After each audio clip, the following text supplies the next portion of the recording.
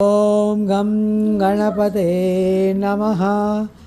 ఓం గం గణపతే స్లోగా వెళ్ళాలి. ఓం గం గణపతే నమః.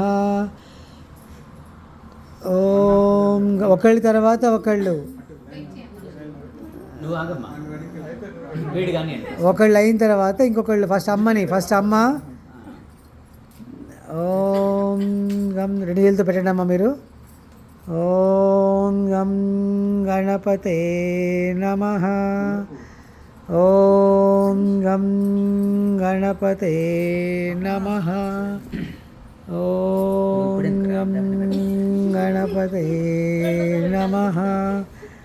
ఓం గం గణపతే నమః. ఓం గం గణపతే నమః. ఓం గం గణపతే నమః.